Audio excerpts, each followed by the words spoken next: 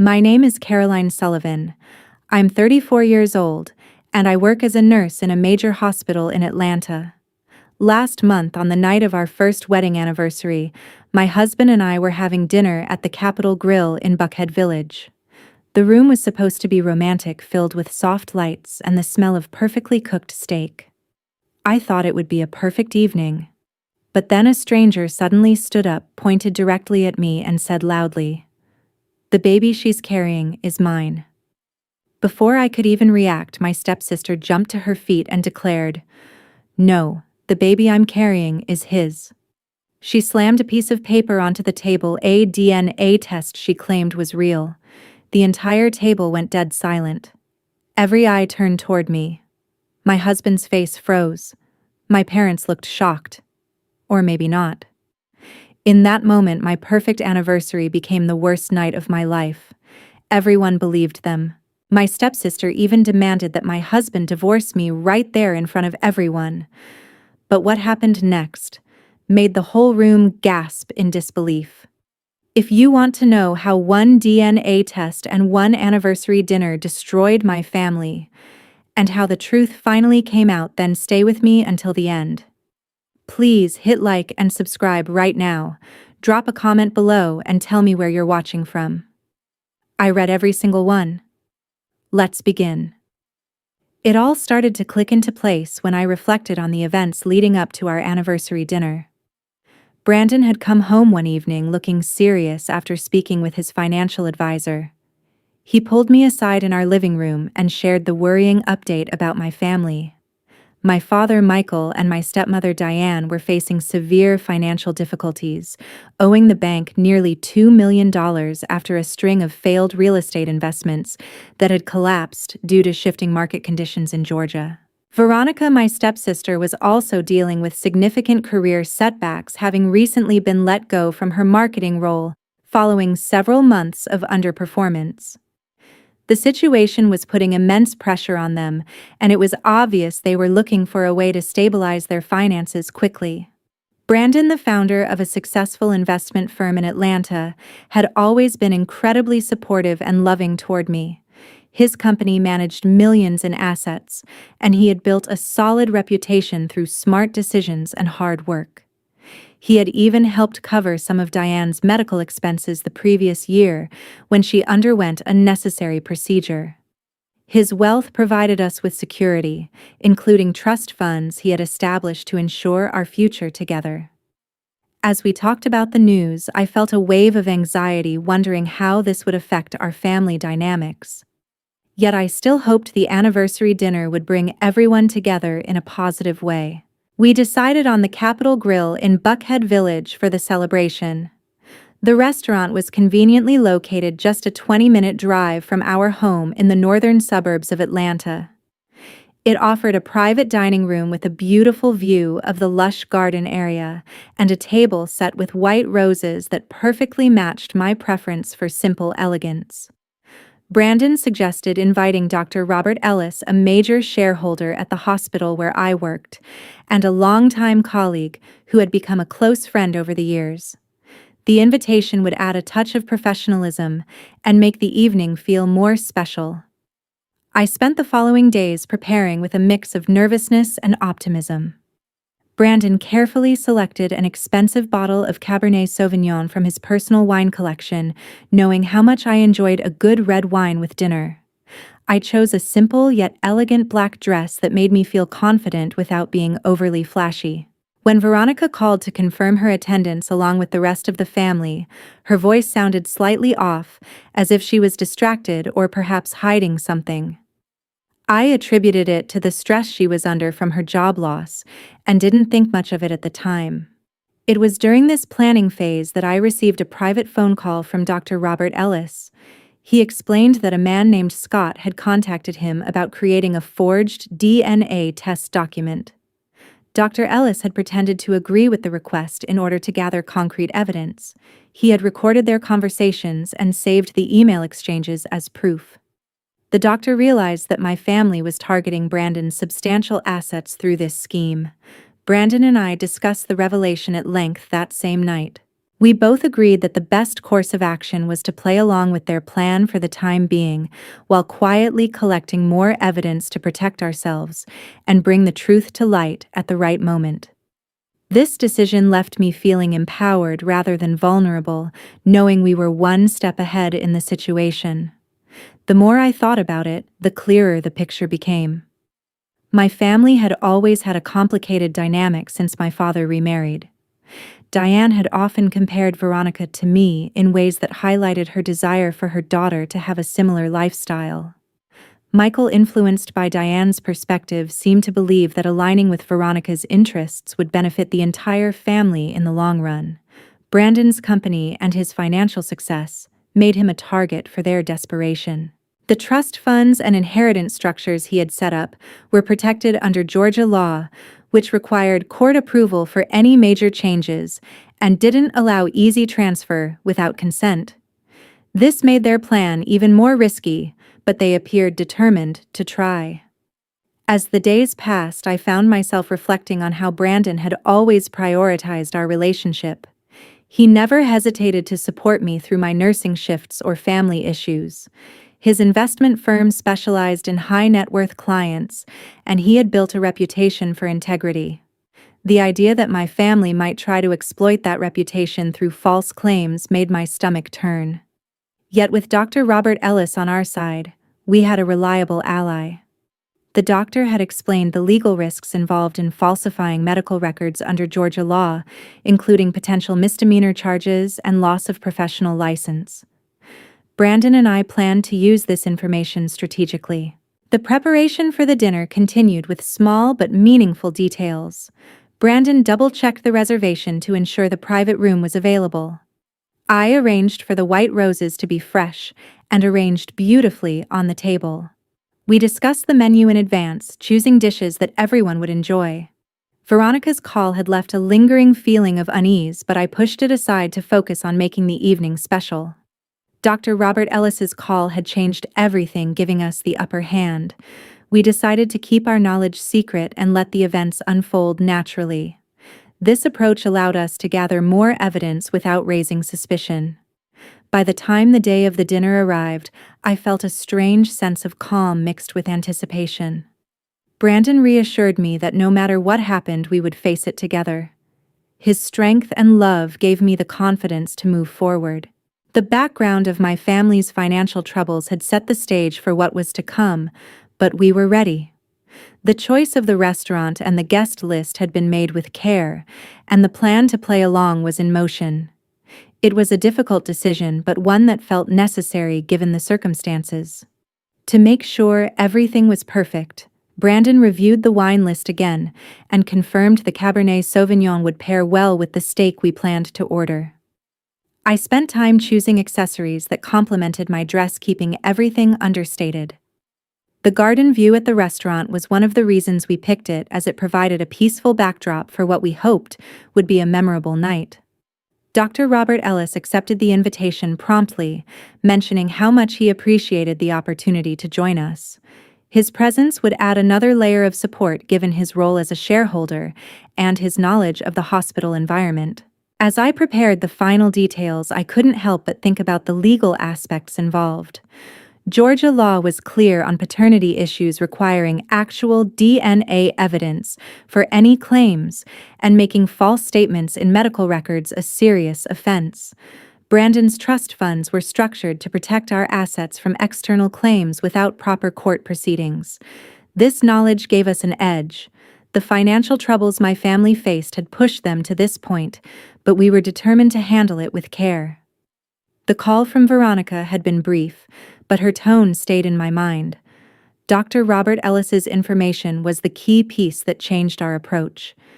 Together, Brandon and I reviewed the evidence he provided and planned our next steps. This period of preparation strengthened our bond and prepared us for whatever was to come. The days leading up to the dinner were filled with quiet conversations between Brandon and me. He expressed his concern about the debt and how it might drive desperate actions. I shared my own worries about how this could affect our relationship. Brandon reassured me that his company's structure protected our shared assets, and Georgia law would not allow easy claims without proof. We talked about the importance of trust and how we would stand together. The preparation brought us closer, and the knowledge from Dr. Robert Ellis gave us a sense of control. The restaurant choice reflected our desire for a special night, and the invitation to the doctor was a thoughtful addition. Veronica's call had been the only odd note, but we chose to focus on the positive. This background set the foundation for the evening ahead, and we were ready to face it with unity and strategy. As the appetizers were placed on the table, Veronica suddenly rose from her chair. She raised her glass with a bright smile that didn't reach her eyes and turned toward the rest of the group in the private dining room. "Everyone, I want to introduce my stepsister," she announced loudly. "This is Caroline. She's just a nurse who barely makes ends meet." Her laugh echoed across the table as she added, "You know how hospital staff are. They know how to hide things when they need to." My father, Michael, chuckled, immediately nodding in agreement. "Diane." My stepmother joined in with a sharp laugh and leaned forward. "Exactly. A nurse's salary can't even cover a decent mortgage these days, no matter how hard she tries. Even with a rich husband, some people never learn to live up to the lifestyle." Their words carried that familiar edge of superiority I had grown used to over the years.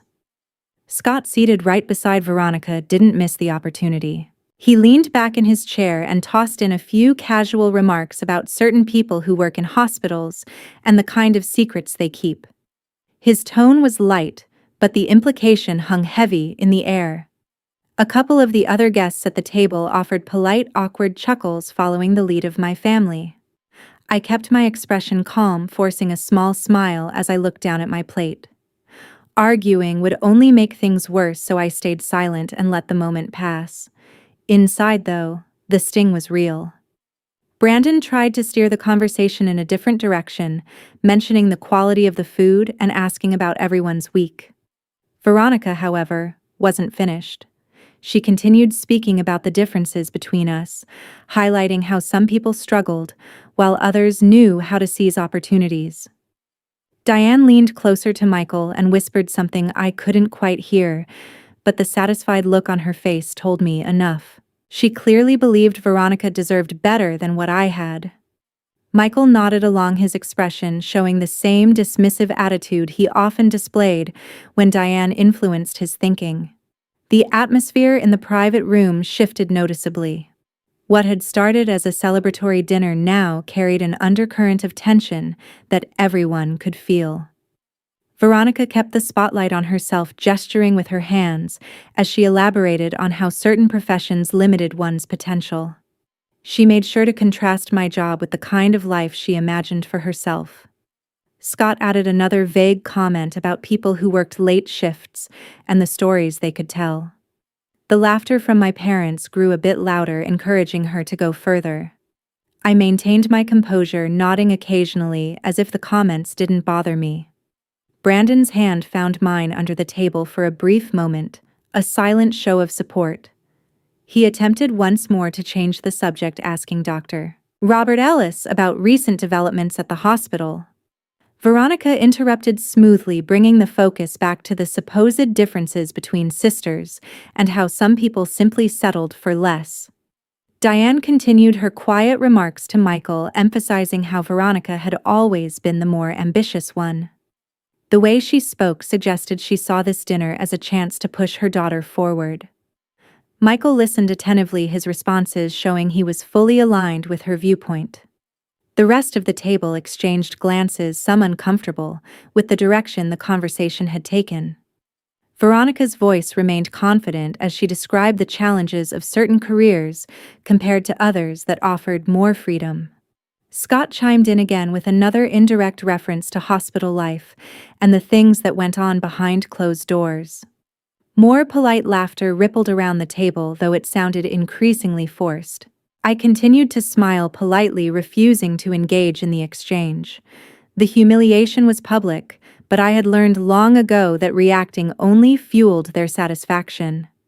Brandon kept trying to redirect, but Veronica persisted, painting a picture of two very different paths in life. Diane's whispers to Michael grew more animated, her face showing clear approval of her daughter's performance. The private dining room, once filled with the pleasant hum of anticipation, now felt charged with an unpleasant energy. Every comment from my family seemed designed to highlight my shortcomings while elevating Veronica. Scott's occasional additions kept the focus sharp. I sat there absorbing it all without showing how deeply it affected me. Brandon's attempts to shift the mood were met with polite but firm resistance from Veronica. Diane kept leaning toward Michael, sharing her thoughts in low tones that carried just enough for me to catch the essence. She clearly viewed this as Veronica's moment to shine. Michael's nods grew more frequent, reinforcing the family's united front. The other guests at the table began to look uneasy, their earlier laughter fading into awkward silence between comments.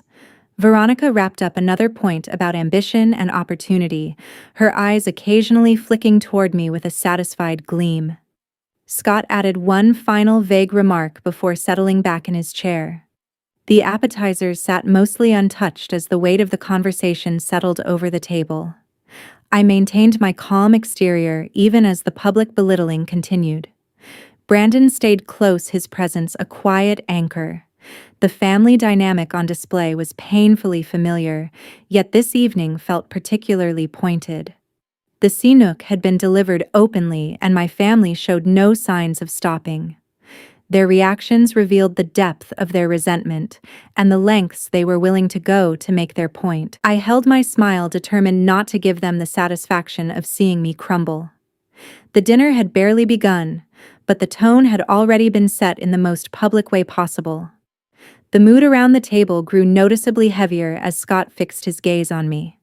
His eyes lingered a little too long, creating an uncomfortable silence that spread through the private dining room. He finally spoke, his voice calm but laced with suggestion. "I've got clear proof of everything," he said, letting the words hang in the air. He mentioned in passing that he had spent time working around hospitals and had seen plenty of things most people would never believe. The way he phrased it made it sound like he knew secrets that could change the entire evening. My father quickly jumped in to back him up.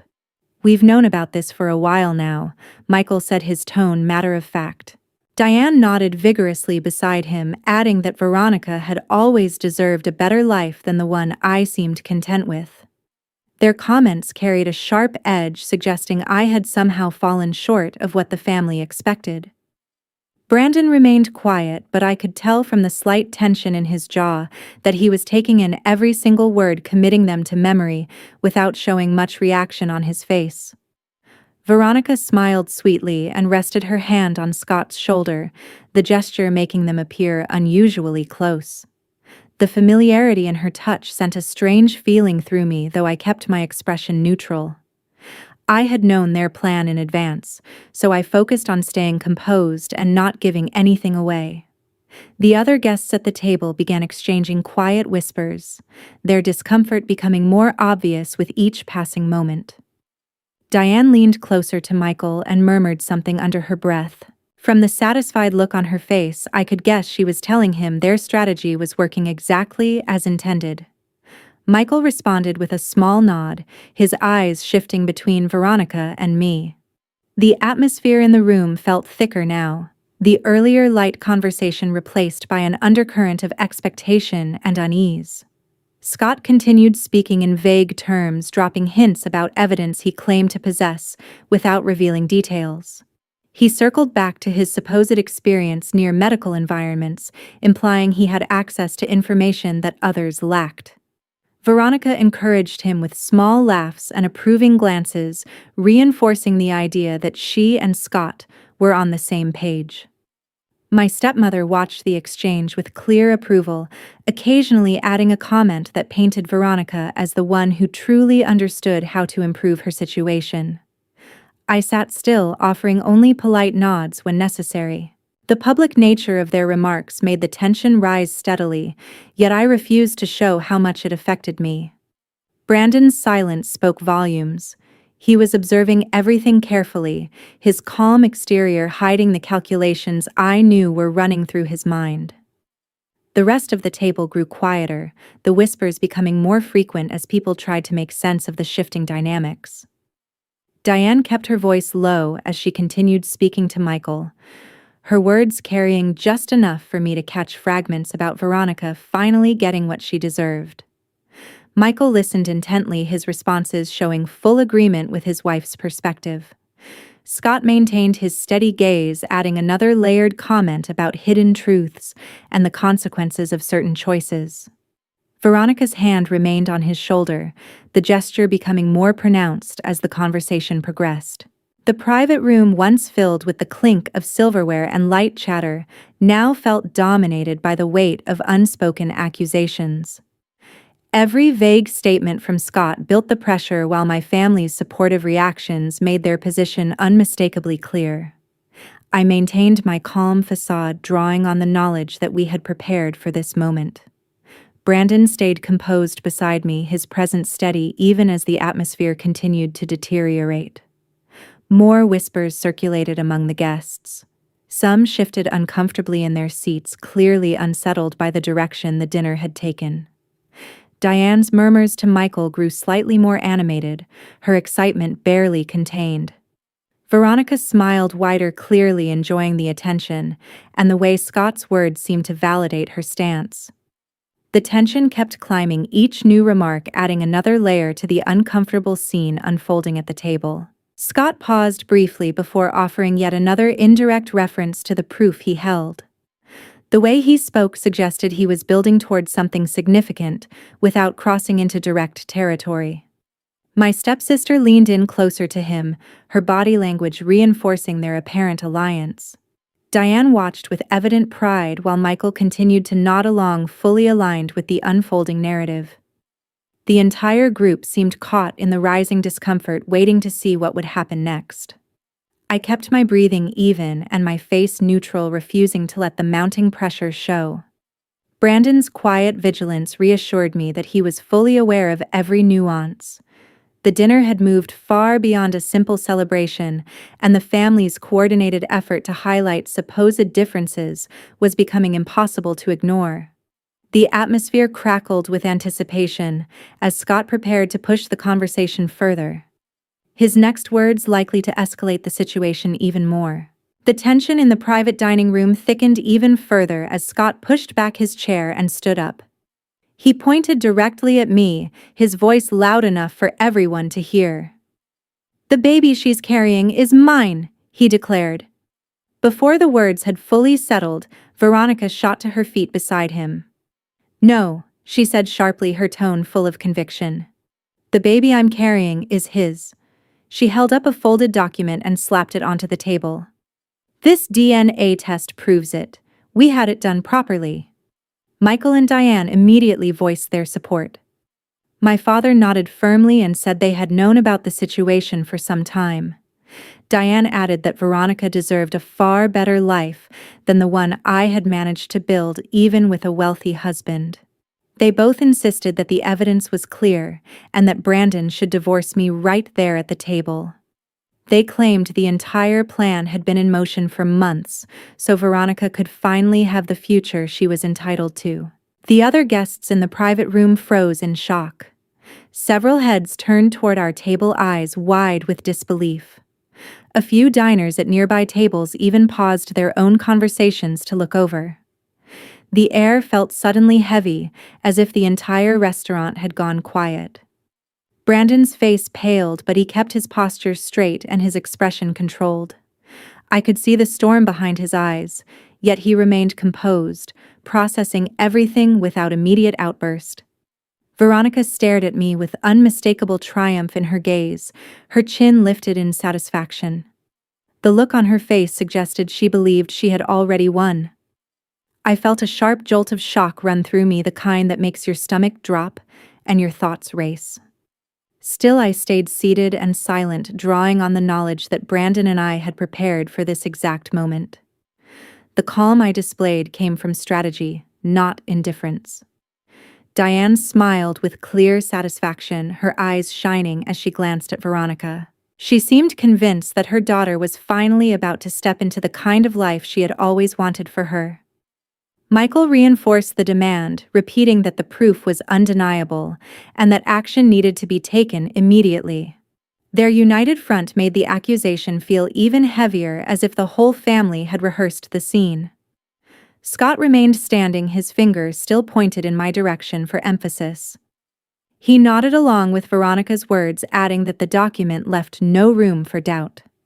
The guests around us exchanged stunned looks, some whispering urgently to one another. The private room, which had already been tense, now felt charged with raw disbelief and discomfort. Veronica kept her eyes locked on me, her expression daring me to respond. Diane continued to speak in supportive tones, emphasizing how Veronica had suffered long enough and deserved the stability that Brandon could provide. Michael backed every statement, his voice steady as he outlined why the marriage should end on the spot. The document lay on the table like a centerpiece, drawing every eye in the room. I sat motionless, the initial shock giving way to a strange sense of clarity. Knowing the plan in advance allowed me to observe rather than react. Brandon's silence was deliberate. He was watching, listening, and calculating his next move. The family's demands grew louder, their words overlapping as they pressed for an immediate decision. The other diners in the private room shifted uncomfortably, some looking away, while others stared openly.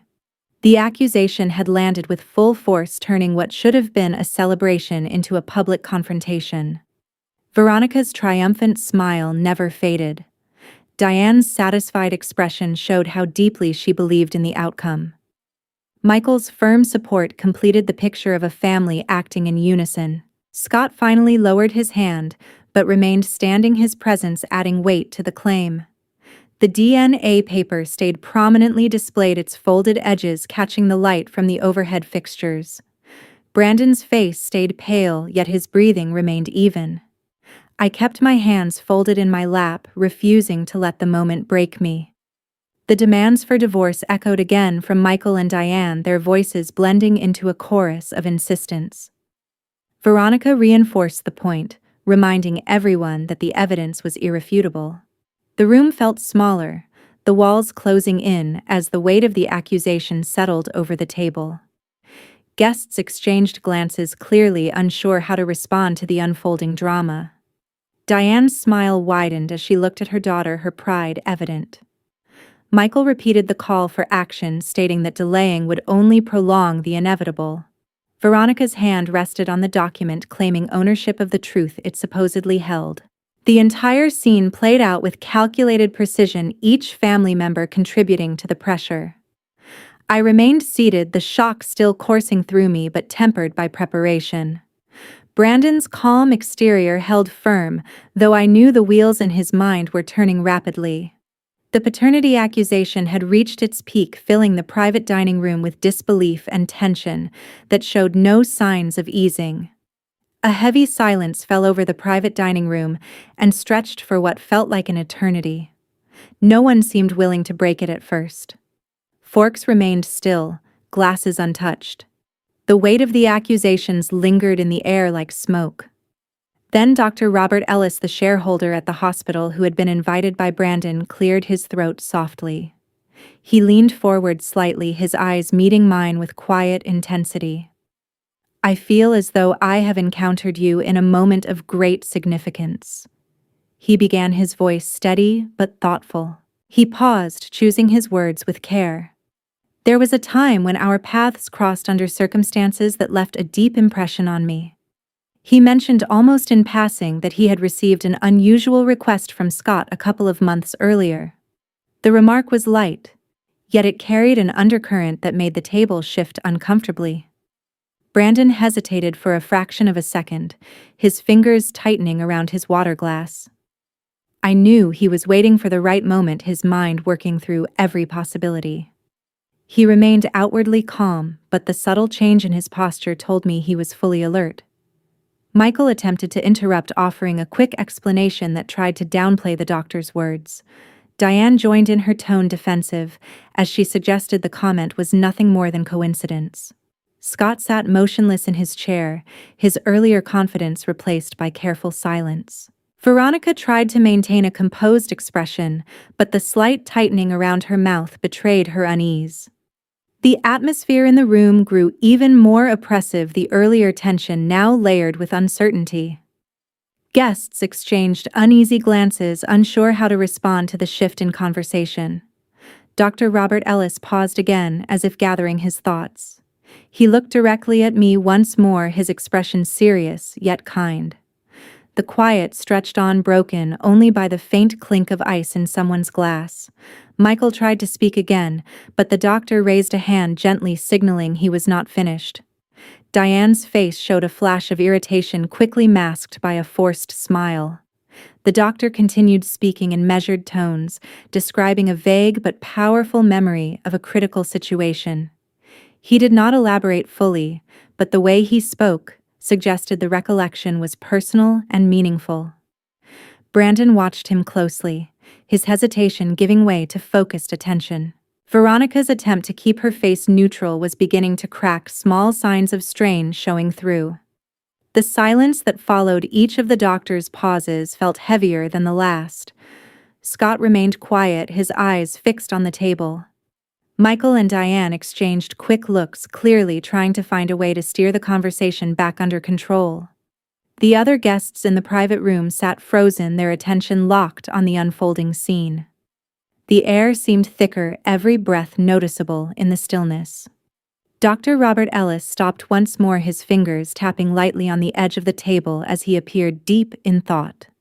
The room waited, the tension building with each passing second. Brandon's calm exterior held, but I could sense the calculation behind his steady gaze. Veronica's hands rested in her lap, her knuckles slightly pale from the pressure. Diane's earlier satisfaction had faded, replaced by visible concern. The doctor's words hung in the air, incomplete yet charged with meaning. He glanced around the table briefly before returning his focus to me. The quiet moment stretched, allowing everyone present to feel the gravity of what was coming. Michael attempted another interruption, but it died on his lips as the doctor continued his deliberate pace. Scott shifted slightly in his seat, the first sign of discomfort breaking his stillness. The atmosphere in the private dining room had become almost unbearable. Every person at the table seemed caught in the same suspended state, waiting for the next revelation. Brandon's hesitation had passed, replaced by quiet readiness. Veronica's calm facade was holding by a thread. Diane and Michael watched with growing unease, their earlier confidence noticeably diminished. Dr. Robert Ellis remained thoughtful, his expression conveying both memory and purpose. The silence between his statements allowed the weight of his words to settle deeply. The guests around us had stopped pretending to eat, their full attention now on the doctor. The room felt smaller, the garden view outside forgotten in the intensity of the moment. The doctor paused one final time, his eyes meeting mine with quiet significance. The heavy quiet continued, broken only by the soft sounds of breathing and the occasional shift of a chair. Brandon remained still, his presence a steady anchor amid the uncertainty. Veronica's attempt to appear unbothered was failing, small cracks showing in her composure. Michael and Diane sat rigid, their efforts to intervene growing weaker. The entire table existed in that prolonged moment of anticipation. Dr. Robert Ellis had opened a door with his vague recollections, and now everyone waited to see what would come through it. The silence was no longer empty. It was filled with questions, doubt, and the growing sense that something important was about to be revealed. The private room had transformed into a stage where the next act was imminent, and no one dared to look away. Dr. Robert Ellis drew in a slow, deep breath, the sound audible in the heavy quiet of the private dining room. He looked around the table once, then fixed his gaze on me with calm certainty. 3 years ago, he began, his voice steady and clear. A massive storm hit Atlanta and caused severe flooding across the city. Roads were underwater, emergency services were overwhelmed, and the hospital where Caroline works was severely understaffed. He continued without hesitation. I suffered a sudden heart attack while I was already at the hospital for a routine meeting. The conditions outside were chaotic. Most of the medical team couldn't reach the building in time. For 7 long hours, only one nurse stayed with me the entire time. She monitored my vital signs, kept me conscious by talking to me, and made sure I received the critical care I needed until the other doctors could finally arrive. That nurse was Caroline. The doctor's words landed with unmistakable weight. If she had not remained at my side for those 7 hours, I would not be sitting here today. She saved my life. A ripple of stunned silence spread through the room. Veronica's face drained of all color, her triumphant expression collapsing into shock. Michael and Diane sat completely still, their mouths slightly open but no words coming out. The other guests stared in disbelief, some leaning forward as if they had misheard. Dr. Robert Ellis did not stop there. 2 months ago, Scott contacted me with an offer. He wanted me to create a falsified DNA test document. Michael and Diane provided the payment, and Veronica was the one who directly asked for the forgery. They wanted to use it to claim that Veronica's pregnancy involved Brandon, so they could force a divorce and gain access to his assets. He reached into his jacket pocket and placed a small recorder and several printed emails on the table. I pretended to accept their offer. I recorded every conversation and saved every message. I did this because when I saw Caroline's name on the documents they provided, I immediately recognized her as the nurse who had saved my life during that storm. My only purpose was to gather undeniable proof of their scheme and protect the person who had protected me. The doctor's voice remained measured, but the impact of his revelation was electric. Scott was never anyone's romantic partner. He was hired as an actor to play the role and deliver the false accusation. The DNA document they showed you tonight is completely fabricated. I never created it. Instead, I have been working quietly with Brandon to prepare for this moment. Veronica's hands trembled as she stared at the evidence on the table. Michael and Diane remained frozen, their earlier confidence shattered. Brandon looked at me, his eyes filled with a mixture of relief and deep respect. We had known the plan in advance and had chosen to let events unfold so the truth could emerge in the most undeniable way. Dr. Robert Ellis continued speaking with quiet authority. Under Georgia law, falsifying medical records is a serious offense. The recordings and emails provide clear evidence of conspiracy to commit fraud and attempted extortion. I have already shared copies with the appropriate authorities, and I strongly recommend that a legitimate paternity test be conducted immediately at an independent laboratory. The private dining room remained in stunned silence. No one moved. The garden view outside the windows seemed distant and irrelevant now. Every person present processed the doctor's words, the weight of the deception sinking in. Veronica's face had gone from pale to ashen, her earlier victory completely erased. Michael and Diane sat mute, their attempts to speak dying before they could form sentences. Brandon's expression had changed entirely. The man who had stayed calm through every accusation now looked at me with open admiration and gratitude. We had prepared together knowing this reveal would come, and the strategy had worked exactly as intended. The doctor's testimony had dismantled their entire scheme in a matter of minutes. Dr. Robert Ellis sat back slightly, his duty fulfilled. The evidence lay openly on the table for everyone to see. The silence that followed was different from the earlier tension. It was the silence of truth finally breaking through lies. Veronica's shoulders slumped as the reality settled over her. Michael and Diane avoided eye contact with anyone, their faces reflecting the complete collapse of their plan. The guests at the table remained speechless, the impact of the revelation still reverberating. Brandon reached for my hand under the table, a silent acknowledgement of the bond that had just grown even stronger. The doctor had not only repaid a debt of gratitude, but had also exposed a calculated attempt to destroy a marriage for financial gain. The private room, once filled with accusation and demand, now held only the quiet aftermath of justice unfolding. Dr. Robert Ellis had delivered the truth with clarity and precision. The storm from 3 years ago had returned in a completely different form, this time bringing light instead of destruction. The family that had tried to orchestrate a takeover now faced the consequences of their actions, and the evening had transformed into something none of them had expected. After Dr. Robert Ellis finished speaking, an absolute silence descended upon the private dining room. No one moved. The evidence on the table seemed to glow under the soft lights.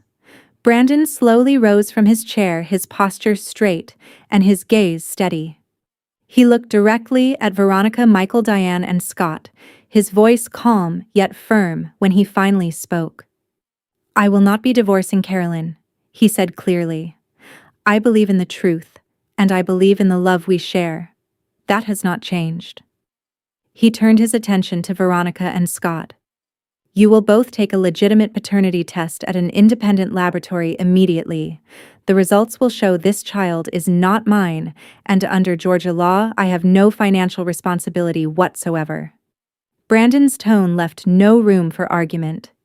"I will provide nothing, not a single dollar for the child or for Veronica. There is no legal obligation when DNA proves the claim is false," he continued without pause. "Furthermore, I am cutting off all contact and financial support with Caroline's family starting right now. No more assistance of any kind." Brandon pulled out his phone and dialed his attorney on speaker so the entire table could hear. "I need you to file charges immediately against Veronica Sullivan, Michael Sullivan, Diane Sullivan, and Scott Kane for falsifying medical records, defamation, and conspiracy to commit fraud in an attempt to seize assets. The evidence has already been documented." Michael and Diane sat motionless, their faces drained of color. Brandon addressed them directly. "You chose the wrong side too many times. From this moment forward, I no longer consider you family. The trust funds and asset protections I have in place under Georgia law will remain untouched by any of you." Veronica tried to speak, her voice shaky as she began to protest. Dr. Robert Ellis interrupted gently but firmly. "Caroline's dedication as a nurse saved my life 3 years ago. Her professionalism and compassion are beyond question. The scheme to buy my cooperation failed because I recognized her as my lifesaver. Falsifying medical documents is a criminal offense in Georgia, and the recordings and emails provide clear proof of intent." The silence returned heavier than before. Scott stood up quietly, pushed his chair back, and left the table without a word. Michael and Diane remained frozen, unable to offer any defense. Veronica's earlier confidence had completely vanished, replaced by visible defeat. Brandon reached for my hand. "Let's go home," he said softly. We stood together and walked out of the Capitol Grill side by side. The garden view we had admired earlier now felt distant as we left the restaurant. The anniversary dinner that was meant to celebrate our marriage had instead exposed the deepest fractures in my family. From that night forward, all ties with my birth family were permanently severed. Brandon followed through with the legal actions. The charges for falsifying records and attempted fraud moved forward under Georgia law, which treats such offenses seriously because they undermine trust in medical and legal systems. No reconciliation was offered or accepted. The betrayal had been too calculated, the intent to destroy our marriage for financial gain too clear. As we drove home through the quiet streets of Buckhead, Brandon squeezed my hand. "We protected what matters most," he said. I nodded, feeling both exhausted and relieved. The experience taught me that blood relation does not guarantee loyalty. True family is defined by those who stand beside you when others try to tear you down. This story carries an important lesson for all of us. Betrayal within a family can be devastating, but it also reveals who truly values you. Never underestimate the power of quiet preparation and integrity when facing deception.